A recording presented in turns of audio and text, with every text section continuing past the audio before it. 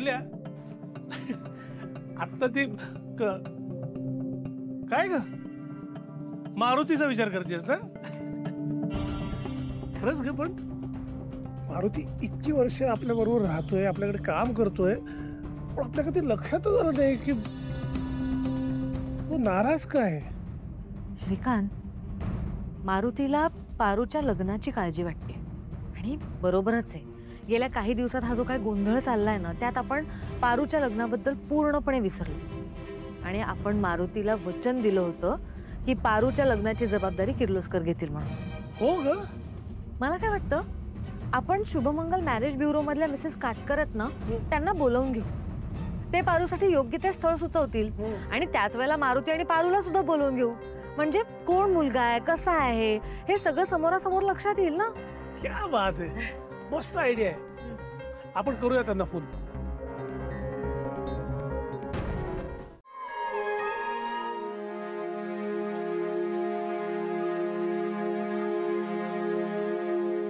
पा, काय करतोयस तू? तू राहू दे ना, मी करते स्वयंपाक. वय बाजू. तुला काय वाटलं मी तुझ्यावर रागवलोय म्हणून स्वयंपाक करतोय? तसं नाहीये. हे बघ, या ज्या भाकऱ्या करतोय ना मी, ते आपल्या सोयऱ्यांच्या घरी पाठवणार आहे. पा, अरे काय काय गरज आहे या समद्याची? हल्ली कुणी करतं काय समद? अगं पारू, रीत असते ती. आता तुला तर माहितीये आईला मॅडम रीती भाती केवढ्या मानतात. आणि बघ, तुला आई नसली म्हणून काय झालं, ह्या रीती भाती करण्यात मी कुठं कमी पडलो नाही पाहिजे. तू अजिबात काळजी करू नको. या वेळेला समधी कसर भरून काढणार आहे मी. हा मामा, काय अरे वा, आज काय पिठल्या भाकरीचा बेत आहे का? ग्रेट. चला, मी पण जेवतो तुमच्यासोबत. हा, म्हणजे तुम्हाला जेवायला वाढतो मी, पण ह्या भाकऱ्यात ना बंगल्यावर पाठवण्याकरता गेल्यात. नाही नाही, कशाला, मी इथेच बसतो जेवायला तुमच्यासोबत.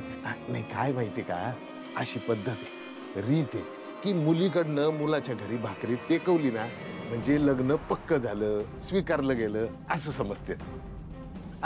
आता ही भाकरी झाली आहे ना, ही भाकरी घेऊन मी आईला मॅडमच्या समोर जाणार आणि त्यांना सांगणार,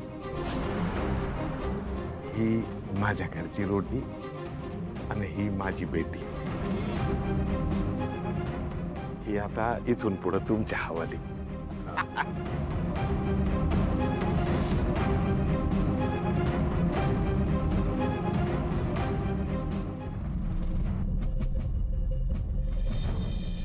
पारू, चल ना, मला तुझ्यासोबत बोलायचं आहे.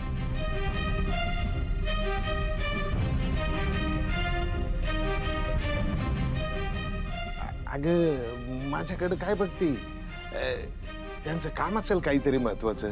आणि हे बघ, इथून पुढं आदित्य बाबांनी जर का तुला बोलवलं तर मला विचारायची काय गरज नाही. जा जा. आलेच.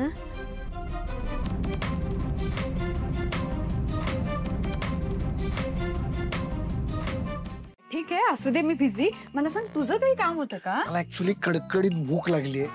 नाही नाही, आणि काय आहे, मी सतत परदेशात फिरत असतो ना, त्यामुळे मला आपलं ऑथेंटिक इंडियन फूड मिळत नाही. म्हणजे आपलं मराठमोळं जेवण, खास करून पिठलं भाकरी. म्हणून मी ऐक ना परितोष, तू आता मोठा बिझनेसमॅन आहेस.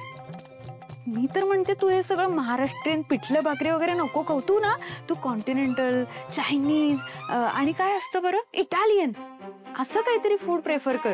आत्या, माझं आपलं मराठमोळं जेवण करूनच पोट भरतं. मला देणार आहेस का नाही एवढं सांग. आता मी याची बिझनेस पार्टनर होणार आहे, मग मला पार्टनरशिप साठी एवढं तरी केलंच पाहिजे. अगं कसला विचार करतेस तू? बरं मारुती, उद्या कुठेही जाऊ नकोस. माझं महत्वाचं काम आहे तुझ्याकडे.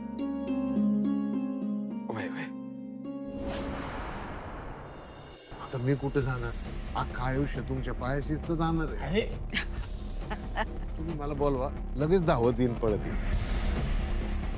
कसं आहे ना, मी गरीब आहे, खूप काही नाही करू शकणार, पण जेवढं करता येईल तेवढा प्रयत्न नक्की करणार. मारुती, तू बाकीच्या गोष्टींचा विचार करू नकोस. तू तिच्या लग्नात फक्त कन्यादान कर आणि हसत हसत पारूची पाठवणी कर.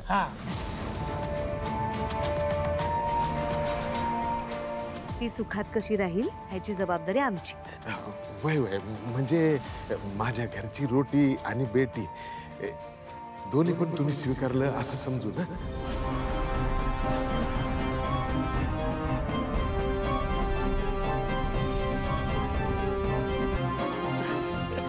मारुती, अरे बेटी आम्ही कधीच स्वीकारली आहे आणि ती या किर्लोस्कर कुटुंबाचा भाग कधीच झालीये.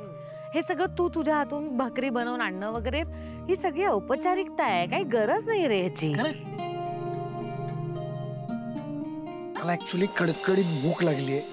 नाही नाही, मी सतत परदेशात फिरत असतो ना, त्यामुळे मला आपलं ऑथेंटिक इंडियन फूड मिळत नाही.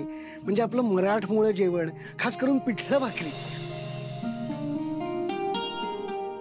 अहो असं कसं नाही, म्हणजे जोपर्यंत तुम्ही ही माझी भाकरी स्वीकारत नाही ना तोपर्यंत माझ्या मनाला पटणार नाही हो. ही शपथ, मारुती चक्क भाकरीच घेऊन आला. आजच परितोष म्हणत होता की त्याला भाकरीच खायची. बरं झालं, माझं काम हलकं झालं. मारुती, अरे भाकरी आणलीस ना? कधीपासून वाट बघत होते मी, माहितीये तुला. Thank you so much.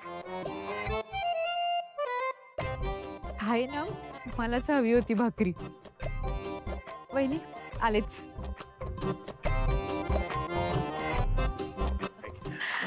झालं समाधान. वय वय पण आता येऊ का मी? हो. मारुती पण नाही कठीण आहे. हो ना.